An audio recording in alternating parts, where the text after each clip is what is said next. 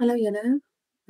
So vandag wil ek gesels oor 'n onderwerp wat ons moontlik kan dink is 'n baie moeilike onderwerp om oor te gesels, maar eintlik is dit vir ons baie maklik as ons teruggaan na die skrif toe.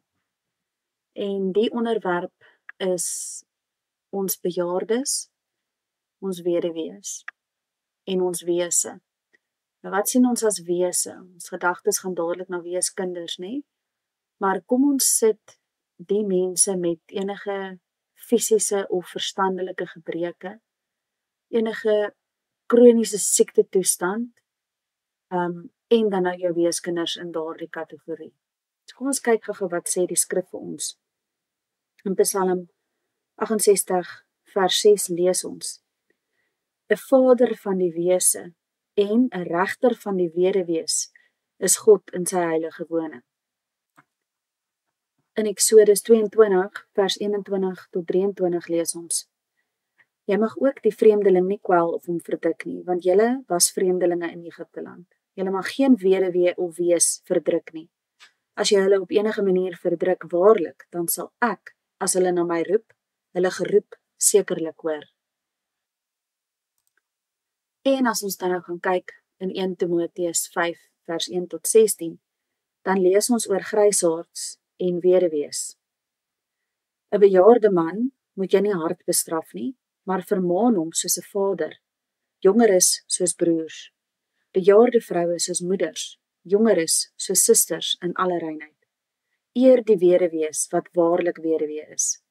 Maar as 'n weduwee kinders of kleinkinders het, laat hulle eers leer om teenoor hulle eie huis eerbied te betoon en vergelding te doen aan hulle ouers, want dit is goed en aangenaam voor God. En sy wat waarlik weduwee is en alleen gelaat is, hoop op God en bly in smekinge en gebede nag en dag. Maar sy wat losbandig is lewendig dood. Beveel ook hierdie dinge sodat hulle onberispelik kan wees. Maar iemand wat vir sy eie mense en vir al sy huisgenote nie sorg nie, het die geloof verloon en is slegter as 'n ongelowige. Laat 'n weduwee gekies word nie minder as 60 jaar oud nie, wat die vrou van een man gewees het, en getuienis het van goeie werke, as sy kinders grootgemaak het, gasvry gewees het, die voete van die heiliges gewas het, verdruktes gehelp en elke goeie werk nagestreef het. Maar jy moet die jong weduwees afwys, want wanneer hulle tot oneer van Christus wellustig word, wil hulle trou en kom onder 'n oordeel, omdat hulle hul eerste geloof verwerp het. En tegelykertyd leer hulle ook om ledig by die huise rond te gaan. En nie alleen is hulle ledig nie, maar ook praatsiek en bemoeisiek, want hulle praat wat nie behoorlik is nie. Ek wil dan hê dat die jong weduwees moet trou, kinders baar, hulle huise regeer en die teeparty geen aanleiding gee om kwaad te spreek nie. Want sommige het al afgewyk agter die Satan aan. As 'n gelowige man of 'n gelowige vrou weduwees by hulle het, moet die aan hulle hulp verleen en laat die gemeente nie beswaar word nie, sodat dit die wat waarlik weduwee is, kan help. So, wat sê hierdie stukkies nou eintlik vir ons? Dat die liewe Vader eintlik 'n baie sagte en spesiale plekkie het vir hierdie groepe mense, die wese, die weduwees, die bejaardes. So, persone wat as gevolg van omstandighede of sekere ouderdomme nie tot hulle eie aangewees kan wees nie. Hierdie mense, weduwees, bejaardes, wese en gestremdes het almal 'n spesiale plek. Ons moet hulle ook op die hande dra, daar waar hulle nie meer iemand het wat vir hulle kan sorg nie. Mens kan wonder wat se waarde hierdie mense vir ons het. Maar elke liewe mens het 'n doel. Gister het ons gesels oor die toekoms en dat kinders ons toekoms is. Hoe donker sal ons toekoms wees as ons in 'n noodsituasie, daardie kinders wat dalk deur enorme trauma is, nie kan help nie. Of nie wil help nie. Daardie bejaarde oom of tannie, wat soveel kennis het om te deel. As jy maar net 'n uur of 2 by hulle gaan sit, sal jy agterkom hoeveel kennis hulle het om met ons te deel. Kennis van die wêreld. Goed wat ons nog nie eers geleer het nie, het hulle al vergeet.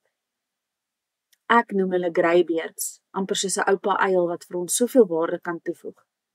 Ja, hy of sy kan dalk nie meer self die werk doen nie, want die liggaam wil nie meer nie. maar die verstand van so 'n persoon is van onskatbare waarde vir ons. Vader wys ook vir ons in hierdie stukkies hoe ons weduwees moet onderskraag. Hulle geroep moet nie op dowe ore val nie. Dit mag dalk 'n groot uitdaging wees om met mense wat fisiese of verstandelike gestremdheid het te werk. En hier plaas ek nou mense met byvoorbeeld Alzheimer's en Parkinson's, 'n persoon met 'n mediese kondisie wat regtig die liggaam takel in dieselfde kategorie. Ons weet nie eers van die magdom van mense wat daar is wat na hulle ouers omsien wat hierdie tipe van uitdagings het nie. Wat moet ons eintlik doen? Ons moet hierdie mense so ver menslik moontlik help. Ek sê nie ons moet uitgaan en vir elkeen 'n geldelike bydrae maak of enige sulke tipe van goeders nie. Waar 'n mens die vermoë het, doen dit en help jou volksgenote. Maar as jy net kennis het om te deel, is dit ook goed genoeg. Ons het ons empatie in die wêreld verloor en ons het so gefokus geraak op ons wêreldse pligte dat ons skriftuurlike pligte totaal en al versuim. Ons moet terugkeer na daai skriftuurlike agtergrond toe. So jy kan nou al reeds begin om te verstaan wat is die behoeftes van hierdie tipe van mense in 'n noodsituasie. Of jy nou vas staan of onttrek, begin nou reeds ondersoek in te stel oor hoe om hierdie behoeftiges by te staan. Of dit nou is met toiletware, of sulke tipe goeders vir jou bejaardes, of dit nou is vir skryfbehoeftes ensovoorts vir mense met fisiese of verstandelike gestremdheid om hulle te kan help oor die weg in sulke tye. Begin nou al agter te kom hoe 'n mens kan voorberei vir hierdie tipe mense. Hoe gaan jy daardie weeskindjie hanteer wat dalk nou albei ouers verloor het? Nie weet of daar enige ander familie meer oor is nie. Hoe gaan jy daardie oom of tannie wat afhanklik was van hulle kinders gemaklik kan hou in so 'n situasie? Ons moet ophou wegskram van hierdie mense om te dink dis iemand anders se probleem, want dit is net soveel my en jou verpligting om na hulle om te sien, en veral in tye van noodsituasies. Ja, ons het dalk nie die nodige kennis ensovoorts nie, maar omring jou met mense wat die kennis het, of gaan soek daai kennis. Ek glo die Vader sal vir ons al die vermoë in die hand gee om in noodsituasies hierdie mense van hom te kan help.